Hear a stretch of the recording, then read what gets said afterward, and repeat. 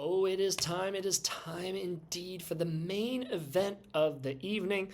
The moment everybody's going to be waiting for. Sean Strickland versus Nassourdine Imavov in the UFC Vegas 67 main event. Pivotal middleweight matchup. Even though this fight is going to be taking place at light heavyweight, because Sean Strickland is taking this fight on short notice, not enough time for a proper weight cut. So these gentlemen will be fighting at 205 pounds. But they are both highly ranked middleweight contenders. Sean Strickland, number 7 in both the UFC and Cage Calculus rankings. Nassourdine Imavov is number 12 in the UFC's rankings. But as you can see, he's only the 24th ranked middleweight in the Cage Calculus rankings. So what does that mean? That translates to Strickland having a roughly 63.5% advantage. Now, as I mentioned, Strickland's taking this fight on short notice. Kelvin Gastelum, the original partner for Imavov for this main event, had to drop out, injuries, what have you. Something went wrong in fight camp. Kelvin Gastelum cannot participate in this main event. Sean Strickland steps up for his second consecutive main event.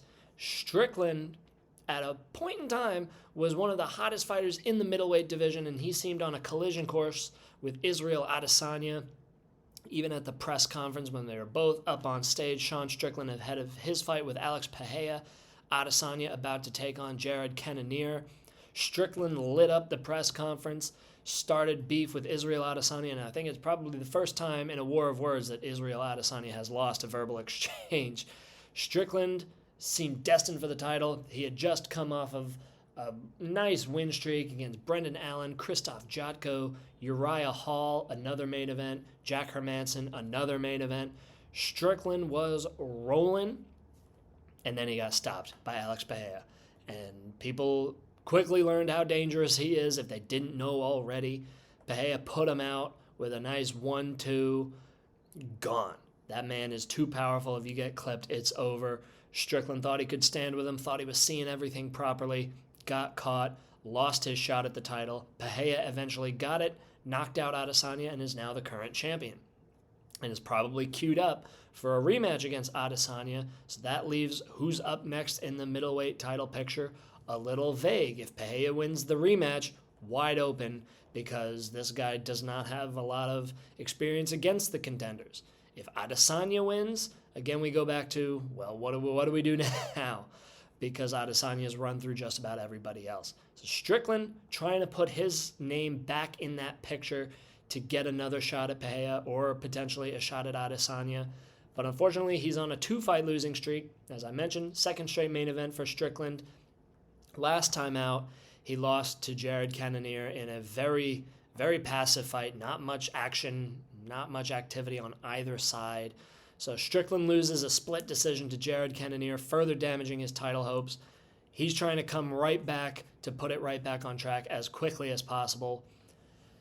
Strickland, again, he was very close. He was the number 2 ranked Cage Calculus middleweight contender at one point in time. Nassourdine Imavov, he's coming up. He's ranked 24th right now, like we said, just outside of the rankings.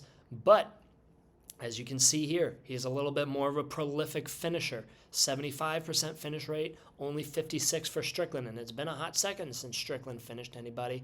And as you can see from the Cannonier fight, Strickland's a little more passive. He's a little more defensive fighter. He does a lot of talking outside of the cage, but when he's in there, he's a very defensive fighter. Hard to hit him, but when you fight that way, it's also hard to score finishes. Imavov, a little bit better of a finisher. Strickland has fought opponents, his average opponent. Like Imavov is going to be Strickland's average opponent, roughly. There's only 1.8 Cage Calculus rating points between Imavov and Strickland's average opponent. Now, Imavov, a very talented Russian-French fighter, born Dagestan, trains, lives in France. He's dangerous in all sorts of facets. You can see he spreads out his finishes pretty evenly between knockouts and submissions. So he's dangerous everywhere. Strickland, not really known for his grappling, but he also has 4 submissions to his name, not to be discounted.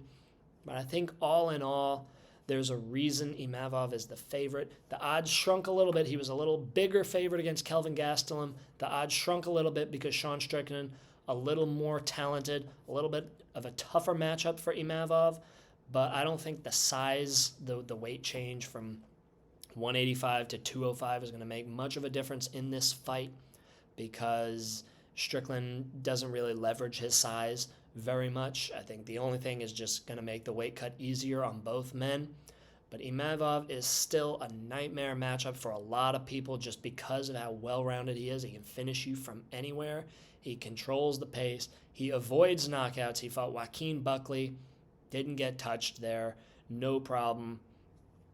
Imavov's got the skill set to take down Strickland.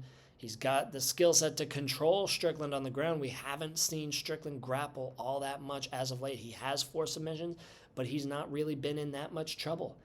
Imavov, on the other hand, usually gets the fights to the ground. His last 3 fights, Ian Heinisch, he got him with a knee, finished him on the ground, TKO. Did very similar to Edmund Shabazian, grappled him to the ground, got him in a crucifix position, and from there it was elbows until the referee stepped in. And then, like we said, the Joaquin Buckley matchup. So Imavov riding a 3-fight win streak, an impressive 3-fight win streak that's seen him get into the middleweight rankings, and now he wants to ascend further. I think he's got the advantage, 1, because Strickland's taking this fight on short notice, and Imavov is not an easy fighter to prep for, and 2, just because of how well-rounded his skill set is. I think he's being underrated by the algorithm here, and I think we should expect to see him in the rankings. This is going to be a tough road for Strickland if he takes this loss, so he's going to be more motivated. Probably in a vacuum, he should be a favorite in this fight. I just think Imavov taking Strickland, who's coming in on short notice, he's got the advantage. I think it'd be a pretty even fight. Maybe Strickland be a slim favorite under normal circumstances, but these are not normal circumstances. This is why we've got this video content for you to break down some of the abnormalities that the algorithm just can't see. The algorithm is a useful tool, but right now, Nassourdine Imavov being given a 36.5% chance, almost even with the Vegas odds makers. I think Imavov takes it by decision in this main event, puts the middleweight division on notice, trying to move up. Strickland takes a tough 3rd loss in a row, and he'll probably look to turn it around quickly to try and get back in the win column, but wants to get a regular camp. Sean Strickland, I love him. If he can get a win on short notice like this, that would definitely help his stock in the division and with the UFC.